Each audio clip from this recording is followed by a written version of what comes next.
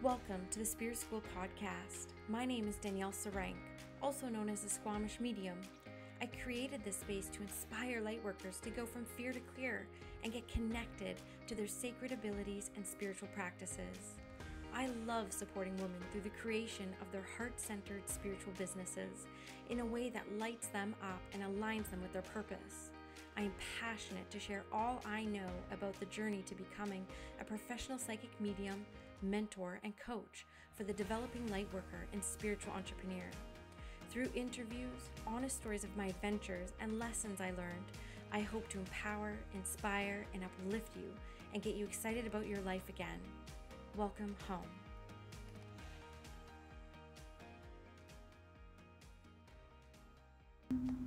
Hi Spirit School listeners, I hope you guys are doing amazing. I am so excited today to bring an interview that I did with UK-based medium and mentor Charlie Kelly. He is somebody who was brought to my awareness by a listener, and I love getting recommendations from my listeners on people who they feel I should interview, and this is one of those cases. I checked out his YouTube channel, fell in love with his teachings. He is so fascinating, and I love his practical approach to mediumship. It's no fluff, it's no BS. He is not somebody who's into rituals or complicating mediumship, and so I was very keen to ask him. The one question I had for him that was so burning was, why are you so passionate about making it so practical? Because what we have seen in the past with mediumship is people really glorifying it and making it seem special. And of course, mediumship is special. But when you create an atmosphere where it is so special, it becomes exclusive, that just creates fear around the practice for people who wonder, ooh, am I a medium? Am I special? Is this gift for me? And I feel like Charlie's big teachings are to expel that and to bring practicality back to mediumship. I know that you'll love this interview. I know that you'll love Charlie's energy. If you did love it and you want to listen to it again, I highly recommend you hop over to my YouTube channel, linked in the bio, because that is where I posted the video of our interview. It was quite interesting. You'll hear my dog howling in the background, and he had a bird that kept flying on his head, so it was quite cute and quite fun. But I trust that you'll enjoy this interview. If you love it, please do share it, leave a rating and review, and follow the links in the show notes so that you can be taken to Charlie's YouTube page and his website. Thanks, guys. Hello, Spirit School listeners. Thank you so much for tuning in for another week. I am very excited to bring Charlie Kelly to your awareness for those who are not aware of this amazing YouTuber who came to my awareness through one of the listeners, actually, who emailed me about his YouTube page about 7 or 8 months ago. And I had to go check it out, and I was so shocked. I wish I found you years ago when I needed the wisdom that you share on your YouTube channel. Thank you for coming, Charlie. How are you? Thanks for having me. Yeah, no, it's cool. I'm good. Everything's good. The situation has actually been really kind to me. So I decided to go onto YouTube about a year before pre-COVID. Okay. And then it kind of stabilized the area for me. So I feel very fortunate that I did it early. So yeah, and I'm glad to be able to share my views, my opinions, my ways with your viewers and listeners. I am so excited because the things that you talk about are kind of things like I sort of talk about, but I didn't hear anyone else really talk about when I was developing. So I have so many questions for you around that. Yeah, and cool. I'm really excited for this conversation. Just a disclaimer in the background that my listeners know I just got a puppy. And so she cries whenever we're apart. So you might get a little bit of that background noise. Just bear with us. And yeah, YouTube is something that's kind of new to me. Like, of course, I've looked up things on YouTube, like how do I do this? How do I do this? But I just started my own channel like 2.5 months ago. So I'm new to posting. And for you, I looked up your Instagram. It's not very active. So you're definitely hanging out on YouTube, hey? Yeah, from time to time, I'm really fortunate where I get to travel. So again, pre-COVID, I would do 200 dems a year. And that would take me across Europe and across the UK. So I use Instagram for that. I'm not really up on social media, to be honest with you. Yeah. The teaching and the demonstrating and the YouTube just take up so much time. So where I can, I hop onto it. Awesome. Okay, so let's start from the beginning. Like, how did your mediumship come into your awareness? What did that look like for you, the development journey and coming into it? Okay, well, long story short, because there's lots of variations with how that story come about, you know. So, um, firstly, it was the passing of my sister, and that got me into where is she? Where's she gone? You know, hopefully there's somewhere else just beyond this life. So the idea started to form. And then probably the next big stage there would be I had a bad eye accident in a job that I was working at the time. And the accident should have killed me, but it didn't kill me. And then that led me on to there's got to be more. There's got, you know, how fortunate am I? And then I lost the vision in the left side. So I needed to learn spatial awareness. And I went to my doctor to ask him what was the best way to learn spatial awareness. And he put me on to martial arts. And through the training of martial arts, I learned about energy, the movement of energy, how to use the energy in a martial art, in self-defense and combat, fighting.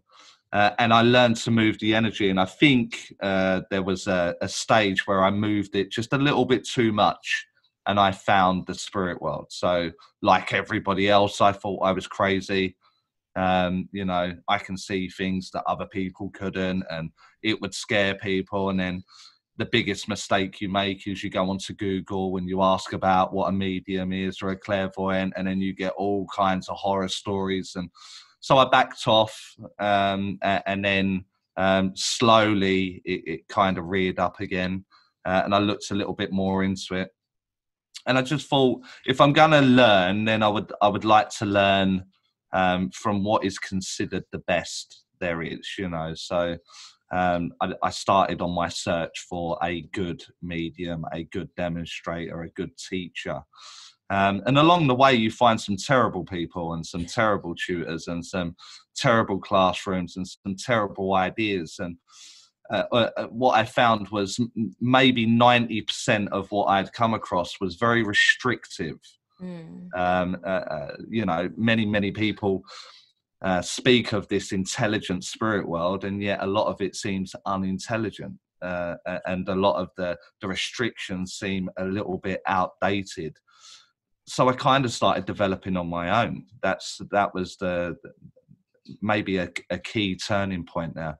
And then I started to find the right people, maybe the demonstrators that go around the world and demonstrate mediumship. And I would throw myself into a one-off masterclass or workshop or something like that, just to make sure that I was doing the right thing, you know, what the public expected, and could I deliver. And slowly through that process, after many years, I learned what to get rid of, what was a waste of my time and my effort and my money, and focus on the things that brought about betterment for me as an individual, as a human being, and bring in better communication for those that have lost people that are still in the grieving stage.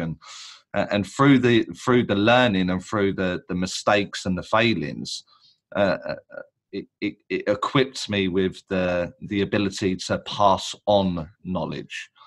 And what I found during my journey was there was never someone to go to get it black or white. There was never someone that was just said it as it was. It was all this like very special gifted stuff, and you are handpicked or you are chosen. It's in your gene pool, and to this day, I still believe that they could have picked so many better people than me. That it just didn't sit right. None of that sat right. So I started the YouTube to be that void that I found within the community. And I'm not everyone's cup of tea. You know, a lot of people want to hear how wonderful they are and how great they are and how chosen they are. But I'm that void that wants it black or white, or they want improvement. They want to put the work in and the effort in to see results for a better person, a better instrument, and a better communicator. So that's probably how my journey's gone so far. I So love far. it. I have so many questions. And you know, I was just talking to my membership a couple weeks ago where I remember when I first kind of discovered I had mediumship abilities when I was 31, I spent many years in doubt that I even did, because I remember listening to old Gordon Higginson lectures, and he was very clear, either Yeah, you're a medium or you're not. I can't help you if you're not. yeah, And I spent so much time thinking like, well, what if I'm not? Right. And it yeah. was kind of like this old boys club of like the selected few. And it brought about a lot of insecurity, like really early on. Absolutely.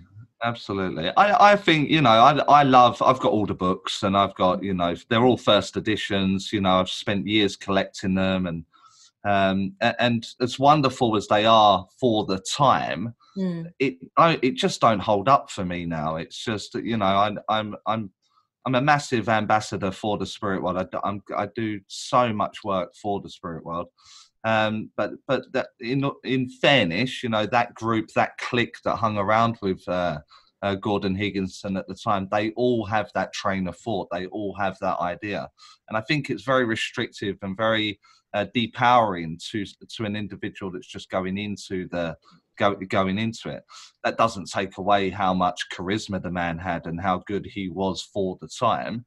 Yeah. But if we picked apart that demonstration today, I just don't think it holds up to what we're trying to achieve now. So a definite pioneer, but so many dated ways and restrictions that I think we have to move beyond to be relatable to people in 2020. And I think I think that's one of our key roles as a medium. We can't make it mystical, or beyond the reach of any individual. We have to be relatable to the teenagers that are out there now, and touch every mind that we come across, from a young person to the older generation. I think that's our key role as a speaker for the spirit world. Yeah, definitely. So with your spiritual philosophy, then, would you consider it to be kind of co-created with spirit and just your experiences? Because I was never like into spiritualism. I love studying it, and spiritism. Like I love the history aspect of it. But I Yeah, think like my philosophy has been kind of like picked up through my sessions, like picked up just through like spirit yeah. communications. Like, is yours much the same? Because I love your philosophies. I think the philosophies that I try to work with, I found flaw, and so I would explore the philosophy. I went and spent a month in Brazil to understand the people that work with spiritism, as you say there. Mhm. But Allan Kardec's way of explaining that is from the late I 1800s, know. and it's a Yeah. different it's I'm a reading different the period Medium's of book time. right now.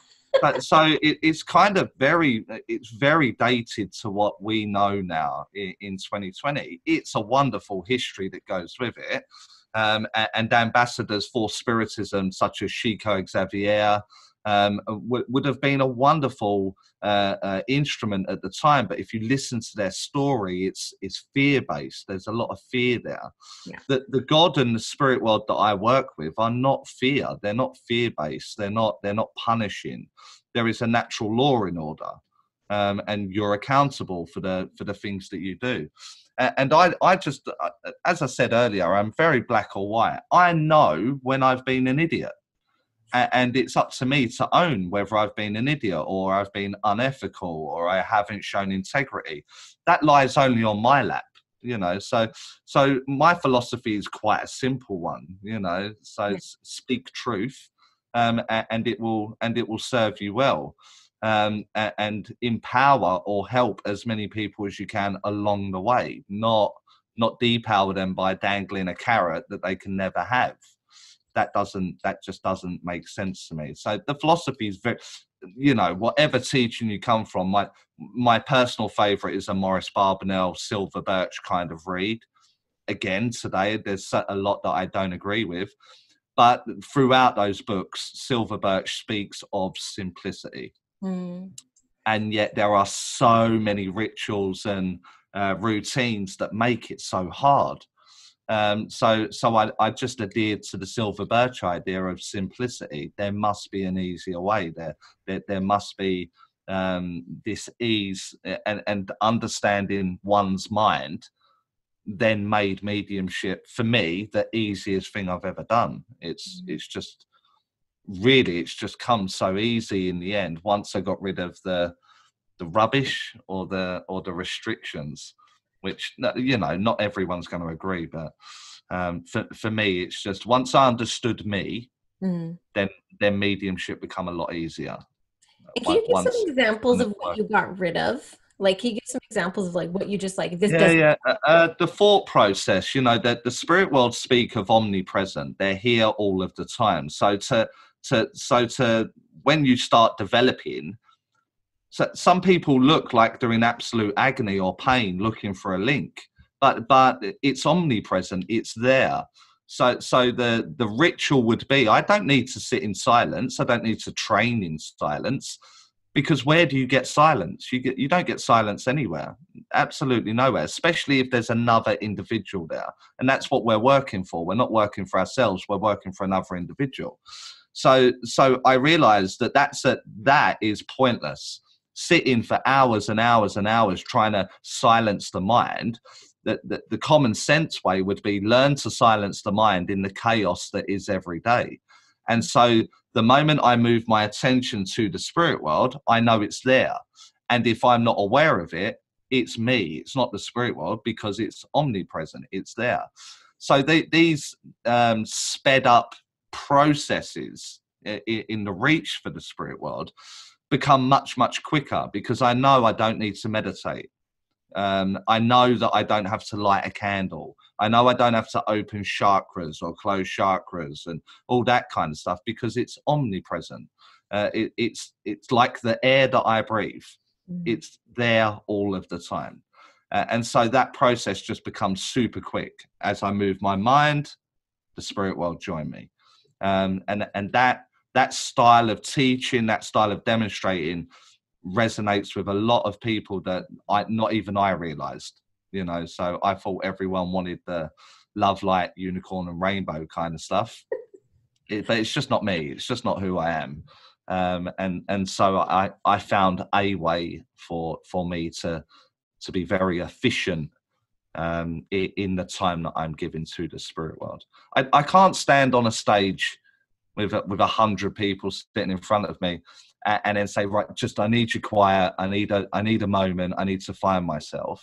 I have to produce. I have to go and do the mechanic of mediumship. And so I just learned that way, made it very, very simple for myself.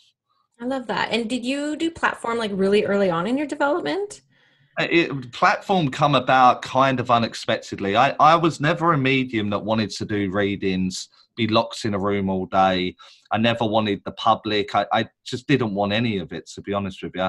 I did it for my own self-development. I wanted to know where my sister was. And so in the process of doing that, I found that I was becoming half decent at finding people. So it's a strange, people will take the story for what they want, but I went to a demonstration of mediumship at a local spiritual church, and we're very, very fortunate here in the UK that we have 1,500 plus centres that we can go and watch mediumship across the UK. And I turned up at one of these events, and it was about 10, 11 months into an intensive development, and the medium didn't turn up. And so they asked, do we have a medium in the house? And my friend was like, this guy's a medium. And so then I had to get up and demonstrate. And so I took something like 6 bookings from that event, from that one event. And it was like, oh, wow. And for the next 3 weeks after that week, everywhere I went to watch mediumship, the medium didn't turn up. Oh, wow. And I was with the same friend, and the same friend would go, he'll do it for you. He'll do it for you. And within 3 months, I took 120 bookings, and it was like, oh, it looks like I'm doing this now. So I'm not someone that wants the name in lights. I'm quite a private person, and, you know, but I also understand that to touch as many minds as I can, it needs to be more than one person in a room. Mm-hmm. So if I do a large audience, I'm planting enough seeds within the minds of the individuals that go to the evening to just have a think that maybe there is a spirit world, maybe, and that idea can then go into fruition, maybe at that point, or 5 years down the line, or 10 years down the line. So I see it as a shop window to the spirit world, an introduction as such.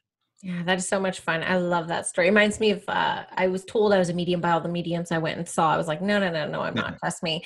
And so this one medium, she's like, come to my mediumship development class. I'm like, no, I'll just do your intuitive development one. And then of course, like no one showed up, but one other woman who had just lost a son. And that was the first mediumship connection I had. It was like, no one showed up except for like the two of us. Like it was just kind of synchronistic, meant to be, right? And you know, people will rubbish the idea of the synchronicity of that, or you know, the workings that go behind the scenes. We will never know. And for me, they're the magic that people talk about. Them little things that when we look back with hindsight, we're like, wow, what an amazing story that's turned out to be, or what an amazing experience I ended up having because of fill in the blank, you know. And so that's the magic for me. They're the magical moments. They are, and they don't feel as profound in the moment, right? You're just kind of like, and you look back, you're like, holy, that was actually really magical. Absolutely. I don't, hindsight's such a wonderful thing, isn't it? And it's something that I focus very much on the teaching within my classroom, that I try to give them the real life scenario of the ingredients that will be brought to them outside of a classroom. Because a classroom generally, not mine, but generally, is one where they practice. They practice the stuff they already know. They practice the stuff that they're good at. And for me, I don't think that's a development. That's just practice. That's practicing stuff that you're good at. So I try to bring the ingredient of despair, you know, or a difficult client, because clients usually, they're not developing mediums, are they? They're people that have lost someone, and they're not of the love light brigade. They're hurting. They're missing someone, and that's a very different scenario to one of reading for your buddy in your weekly circle or your development group. So it's something that is very, very important that we need to look at in the teaching and in the development aspects of the real ingredients that come with it. And hindsight is a beautiful thing when we can look back and go, that taught me so much.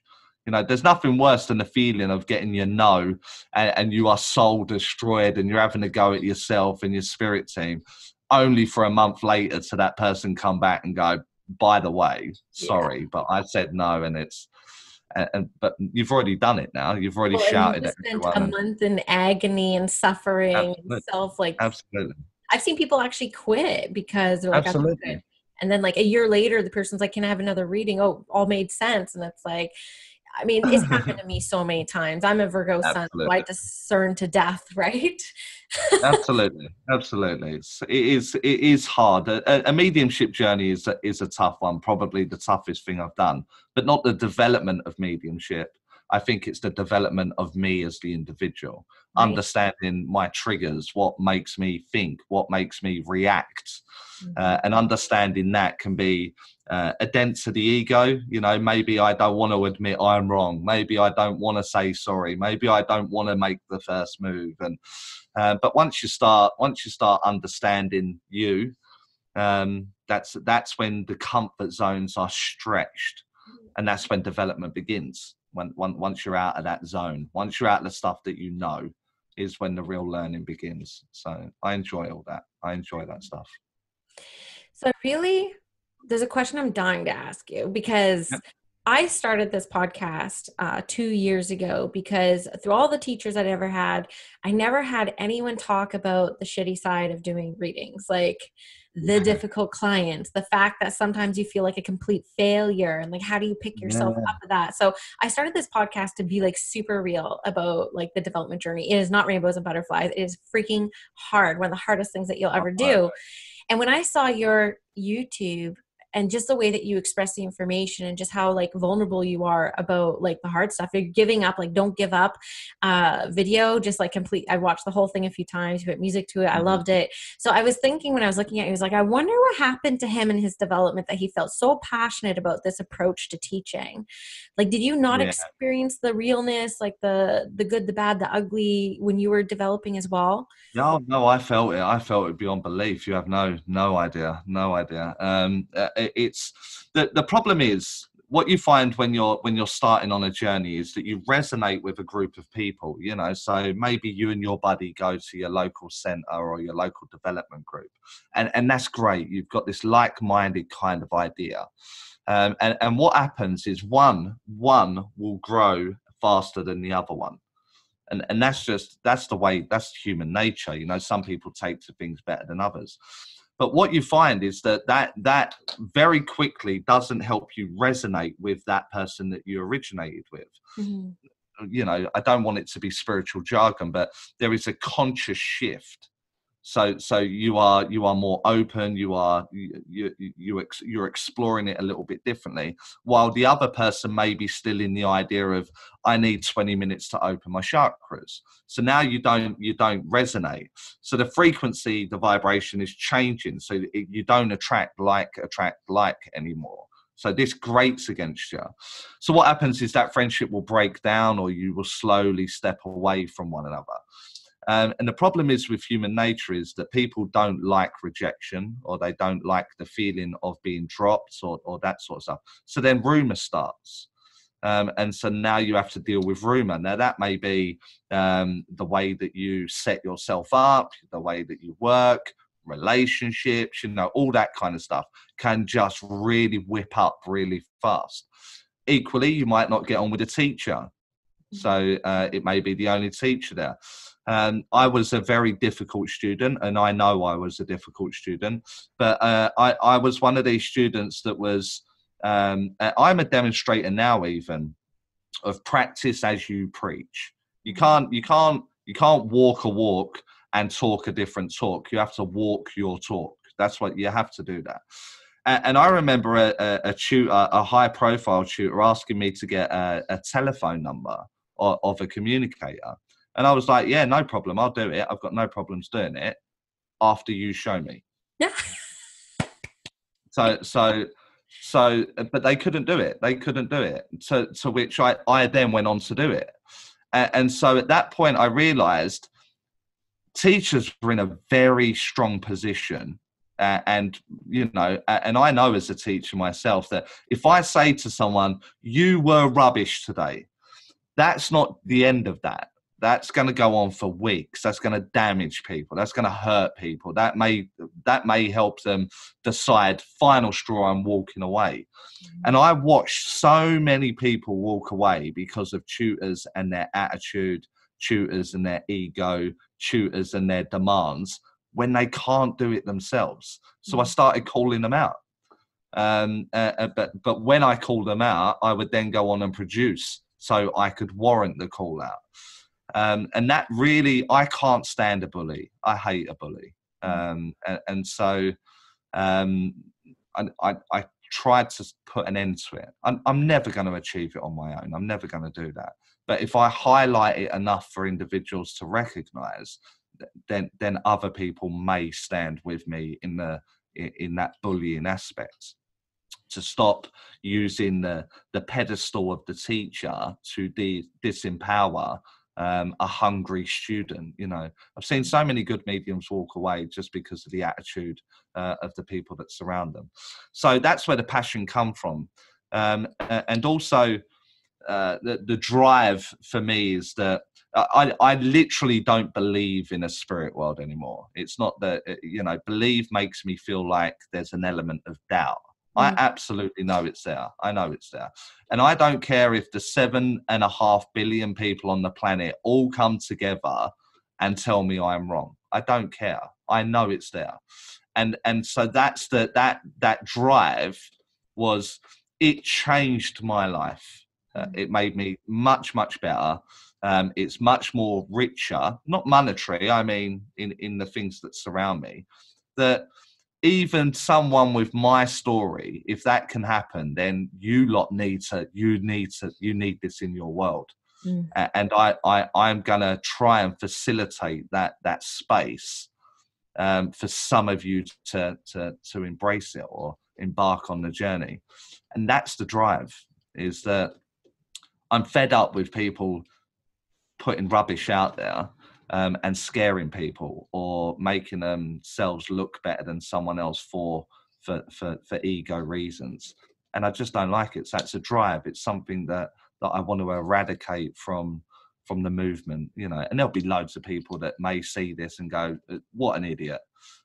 But someone has to start somewhere, don't they? Someone has to start somewhere. So the golden rule is walk the talk.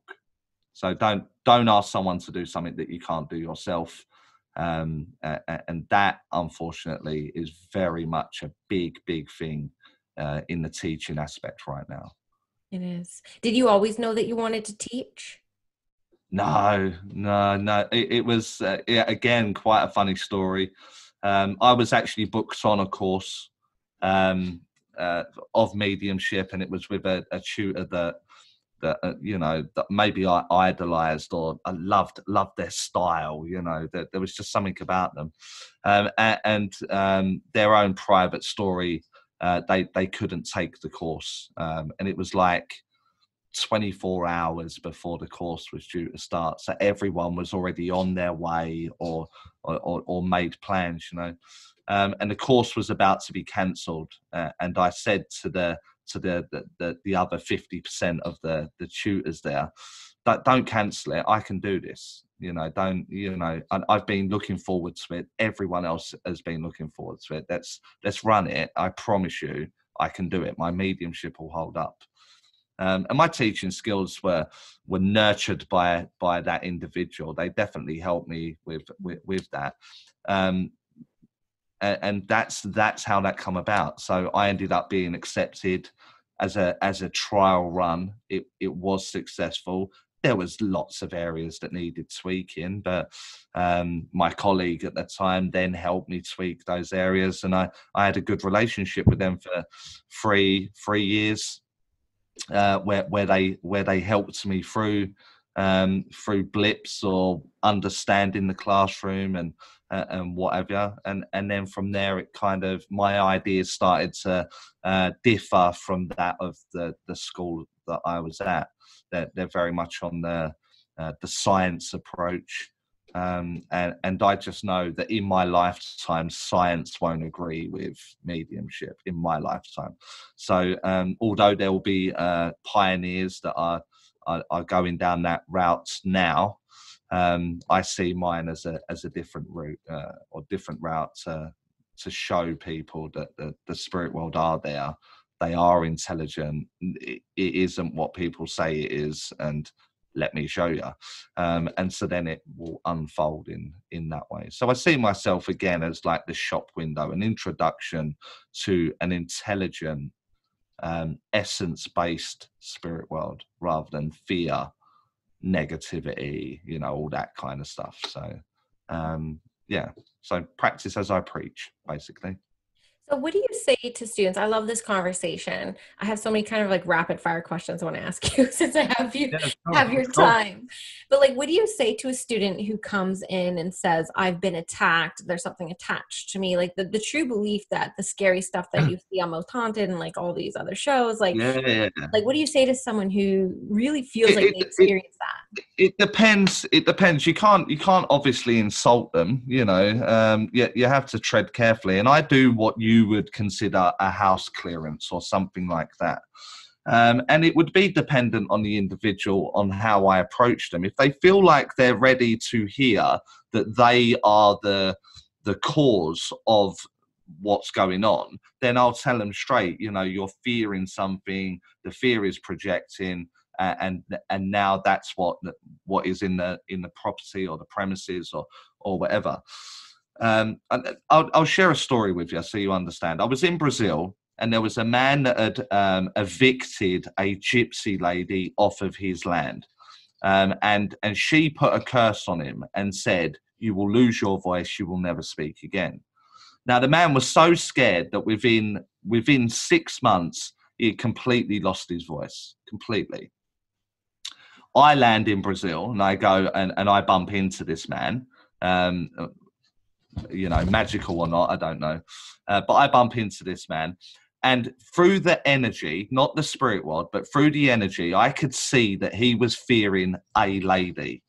Now, the lady had no intelligence. I couldn't speak to the lady. What's your name? How did you pass? What's that sort of stuff. It was just a lady. So I knew he was the creator of the projection clairvoyantly that I could see. So I said to him, "Oh, you're frightened of a lady? You're frightened that she's put a curse on you?" And he said, "Yes." And I said, "You know what? I've been sent from the UK to take that curse away." So now he hadn't spoke for nearly 2 years, this man. And I knew that he had something wrapped around his throat. So I simulated undoing it from his throat. And I said to him, within 24 hours, the voice will be back. I met with that man 24 hours later, and he was talking normally. And so just in that motion, I knew fear is created by ourselves. Sorry about the bird. Love it. It is created by ourselves. Now, I myself have had the scary stuff, the scary stories, but I also knew with hindsight that I was responsible for what was going on. The bangings of a home or a door or the windows opening was me fearing that the bangings would happen or the windows would open or a man would be there. So if you feed fear with fear, you can only get more fear. And the overspill of the fear is usually what we encounter, the experience that we have. So it's a simple education process. Educate the person that they're the creator of their nightmare. And if they can create a nightmare, then they can also create a paradise. And so you re-educate them. And I am yet to return to a premises or a person that I've gone to help and the negative attributes still be there. So that they have understood after the conversation that they are the creator, and they then create a more positive world and surroundings for themselves.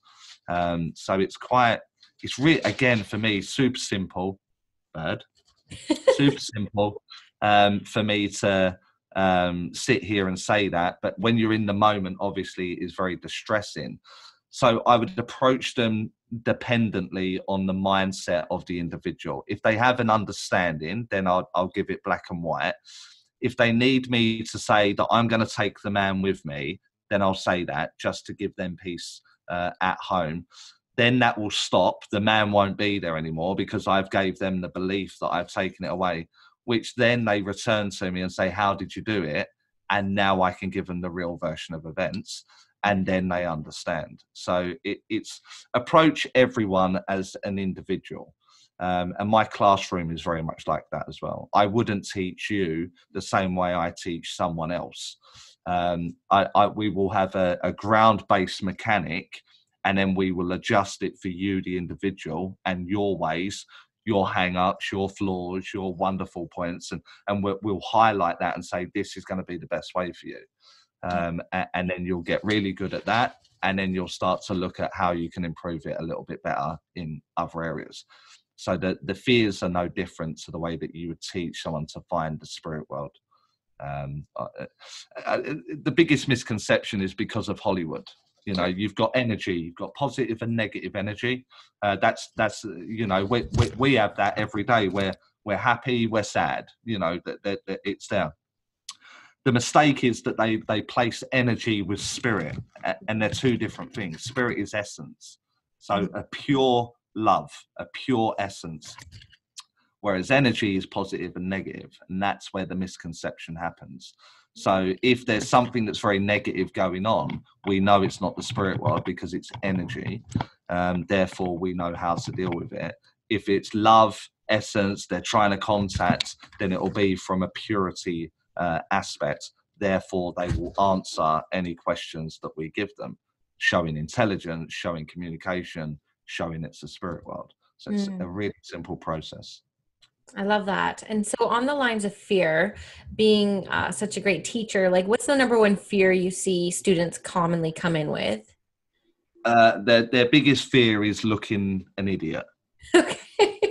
Yeah. That's a That's real it. That's fear. their biggest.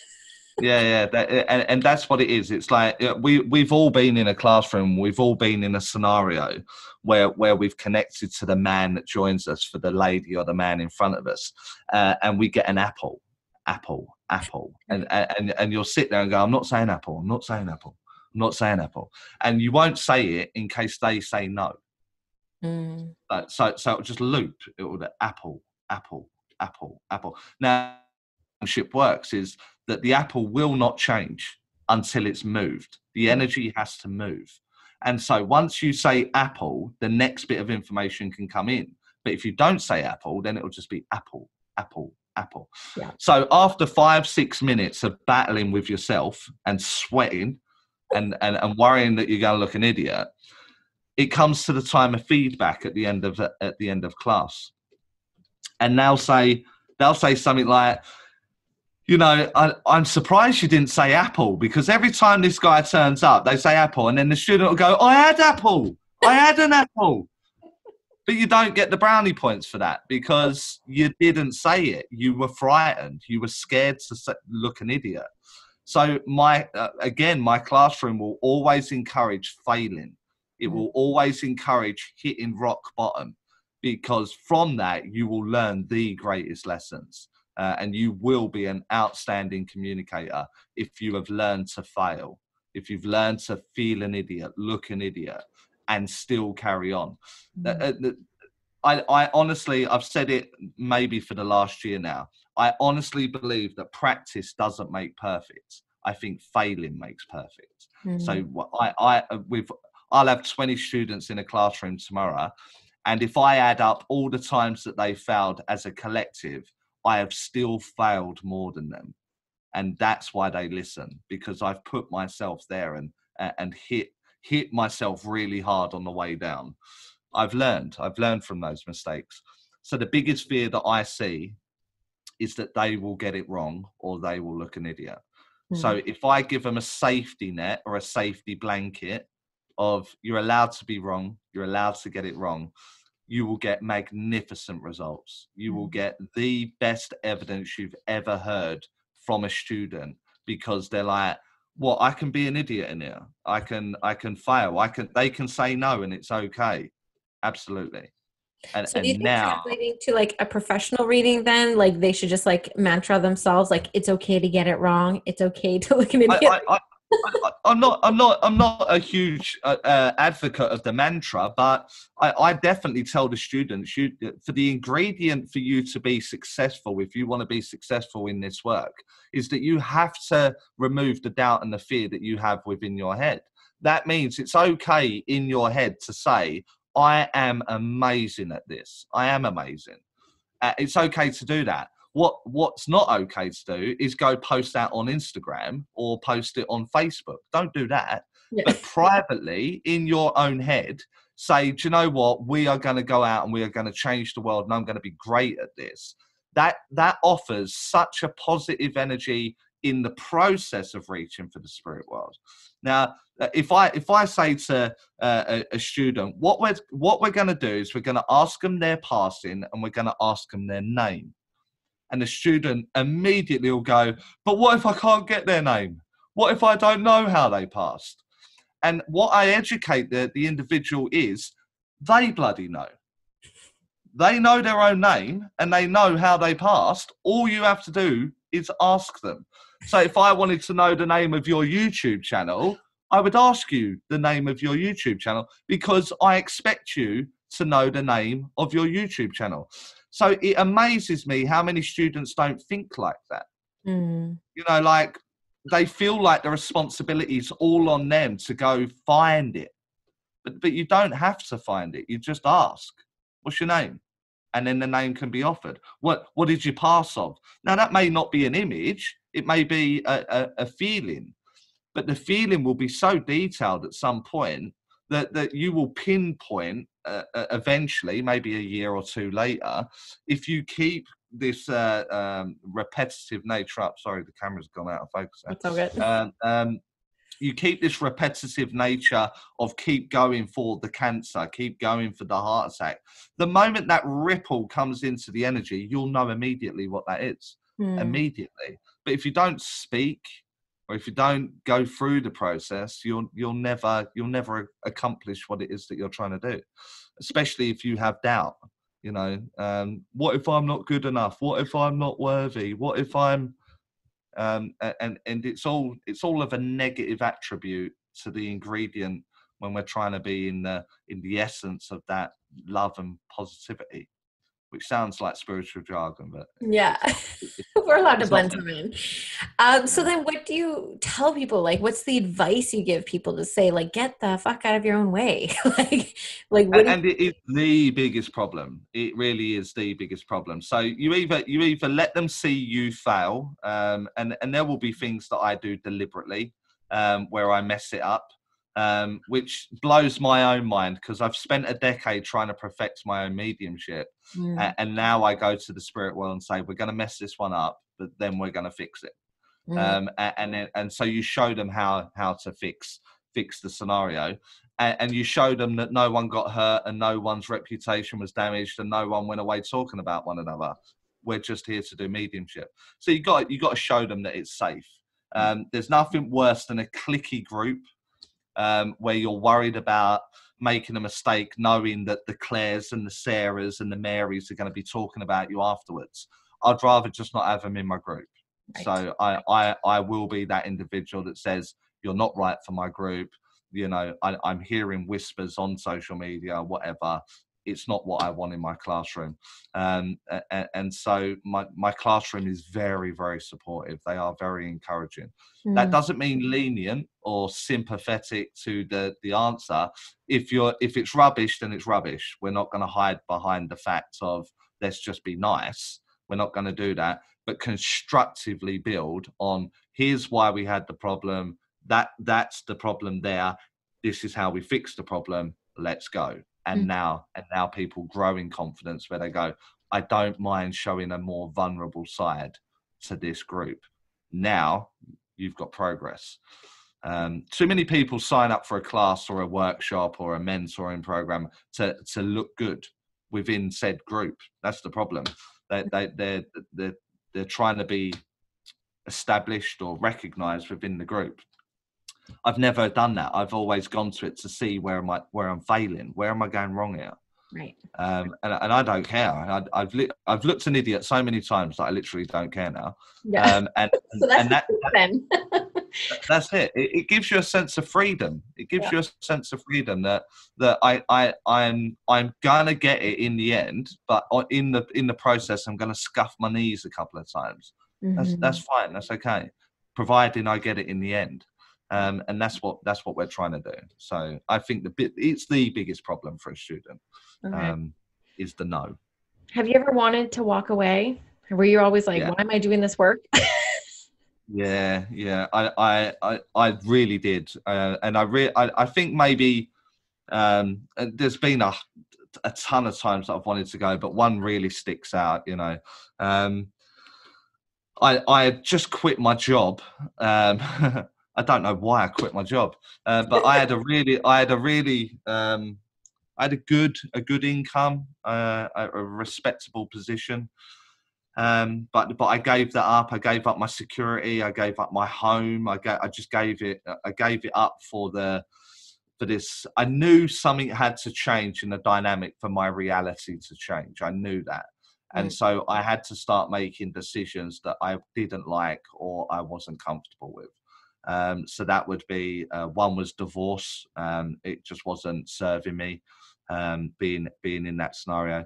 The restrictions of a job wasn't there. I was focusing too much on things, you know, like the nice car. I'm working really hard all week to have the nice car, and the car sits out there and don't bloody move. Why am I doing that? So I realized I started to prioritize what was important for me. And I reckon I had maybe 4 years of real hardship. It was a choice whether do I pay for the class or do I eat this evening. It was one or the other, you know, and I always chose the spirit world. I always chose them. So I knew that there was something to be done there. I knew that. So I decided to dedicate everything to it. If I'm doing it, then I'll do it wholeheartedly.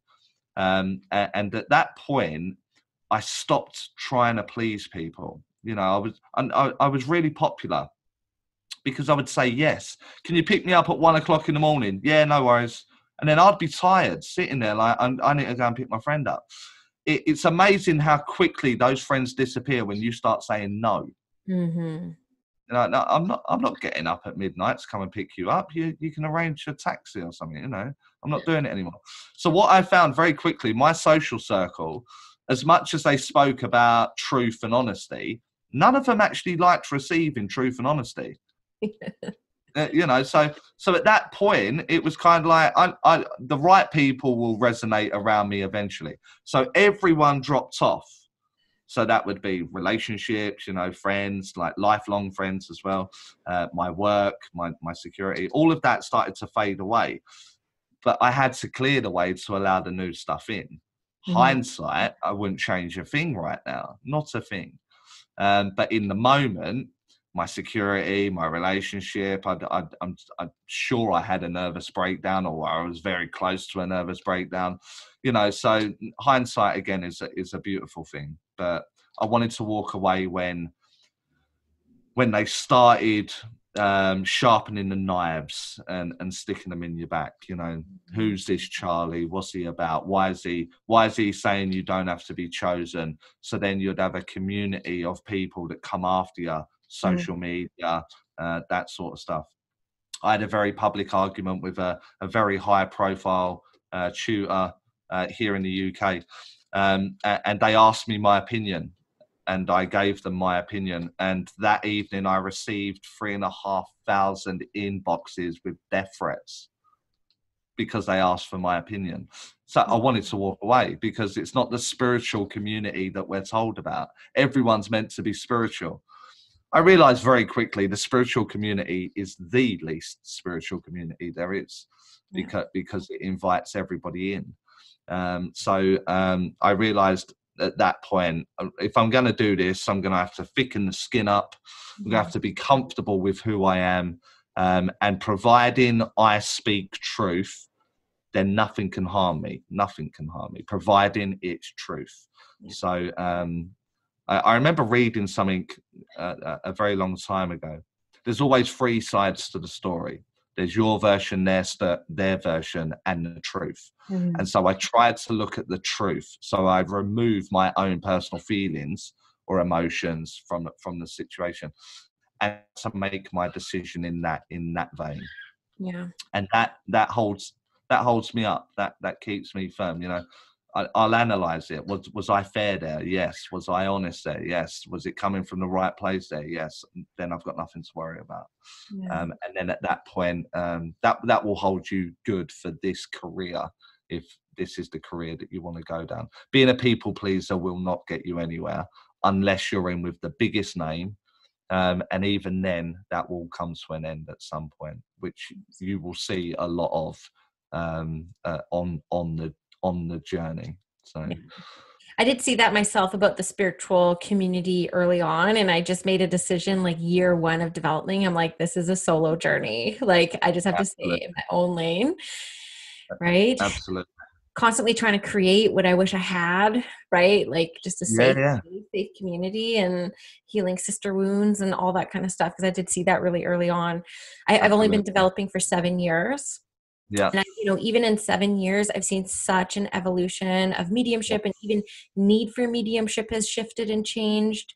People who are drawn to this. So I guess like being in it for so long and being so in it for so long, like where do you see mediumship going? Like it's evolved greatly since the Gordon Higginson days, philosophy, technique. Where's it going? I don't know, in all honesty, where it's going. I think our goal as the voice of the spirit world, and that would be me and you in the conversation, and everyone developing, is that we have to give it credibility. You know, it's losing credibility left, right, and centre at the moment. So although the idea is more open, the credibility is going down because of saturation. So, you know, I know people that have been on my classes and they've been on 2 classes, then they've opened their own class. Right. I see that all the time. Yeah, with my exercise or my phrasing or my words, you know, and you're like, this is where the devalue comes in. This isn't where it's going. This isn't right. So there is an element of, I think where it's going to lead is that it's going to get oversaturated at one point, because we're touching those borders now, the oversaturation, and we will be put in one of 2 baskets. I believe it, I don't. So you're crazy, you're not crazy. It will fall into that kind of bracket. Then will come some form of collapse, you know, where there will be so many bad ones out there that the good ones will be lost in amongst all the bad ones, because there's so many bad ones. So that's where the collapse will be, and only the best will survive. And that's when the credibility will take place, or start the rise of this idea of the spirit world again. Yeah. So I think that the ones that will stay there is the ones that walk their practice. You know, they talk as they walk. I think that only the strongest will survive. I think globally it's much more accepted now, much more. Even with people that kind of they don't care. Their God is an absent God. You know, I don't believe it. It's none of that. But we're definitely in Europe and in the US, we're much more open to the idea of there's not one God. Who's your God? What's your God about? And we're quite accepting of that.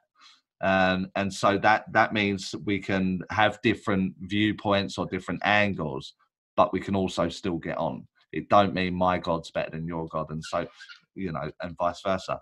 So we're in a better place for that. I think that's a good thing. I think what the spirit world are trying to do is show that we are all as powerful as each other if we choose to be. The option's there for everyone to have an open mind. It's usually ignorance that they don't want to look at it or face it. So we all have that opportunity to have a great place to go. And I think, like, you imagine the good that we can all do. Like, if I get up in the morning and go, right, I'm going to try and help 5 people today in whatever way I possibly can. If everyone woke up with that idea, the world would be a very different place within a year. But it's not. It's very materialistic at the moment, the world. Yeah. You know, so if you've got the Bentley on the drive, then you're successful. But they don't look at the individual. They're probably the loneliest man in the world. They've got no one surrounding them, and although their riches are in stuff, inside they're virtually dead. You know, so I think we need to educate. I think it's going that way with this COVID thing that we've got here. We're starting to realise what is important. We're starting to realise, you know, me time is forced upon us. We're having to look at ourselves. Can't hide behind a job or a title. You have to face who you are. And I think a lot of people are shocked by what they're seeing or what they're doing. I mean, I don't know how it is there in the US, but I don't think I've had to get up. This is the first time that I've had to make an effort into actually getting dressed since March. Since March. For this interview? Yeah. So, and it's like since March, maybe one other time. And yeah, I can remember a time where I'd get up and think, right, my hair's got to be done. I've got to press a shirt. I've got to do this. Not for me, but for the projection of the individual I'm creating outside of my 4 walls. And that's changed. That's really changed now. You know, you're kind of like, I want to be comfortable today. Yeah. I want to be like this today. I want to be like that today. So people are changing now because of that. And I think that works well with what the spirit world are trying to teach us: equality, and the natural law of cause and effect. Reap as you sow. So I think they're the main things. If we all realize that we are accountable for our words, our actions, and our thoughts, people would act very, very differently. Yeah. Yeah, I'm on the west coast of Canada for quarantine. I have 2 little kids who are 3 and 6. And so I got no time to myself. Like I went from having like 30 hours a week to myself to like nada. Zero. Yeah, and I quit my job to go full time in this practice 3 weeks before lockdown. And I was like, oh my God. So when the schools opened, I was like, oh my God, thank God. Like even today, my kids are at care, so I'm able to do this. There's no way I could do this if they were here. But I agree. I mean, the big thing for me and like what Spirit is kind of bringing through me, like look at all the stuff you've accumulated through discontentment, right? Like just like, you've been so unhappy. You've just been bringing stuff. Like I unpacked my winter wardrobe a couple of weeks ago. I have 48 sweaters.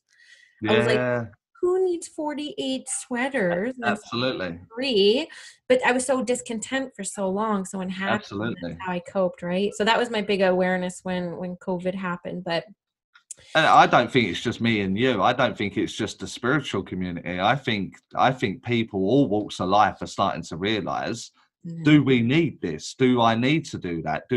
And they're asking themselves the question. And so that is amazing. That's when we'll start to see real change at that point. So I love it. Well, Charlie, this has been so fun talking to you. I so appreciate your time and energy. You're such an amazing person. I love everything that you're bringing into the world. I'm definitely going to be signing up for something that you do. We'll see. I'll talk to you about it off air. But, you know, if we could just like, I'll have the links to your YouTube channel. And if there's anything else that you want to talk about on the podcast, and then just leave maybe the listeners with like a piece of advice, because it's all developing into it as a mediums who are typically listening. Yeah, of course. So, so you're going to do the links and what have you. And I sell out on everything I do. I said I'm really, really fortunate, but I am coming to your area. I am in Canada, I am in New York, and I am in Chicago, which isn't announced yet, so you've got it first. No one else knows about it yet. So all them details will be on my website, which maybe you'll link that. It's mediumcharliekelly.co.uk.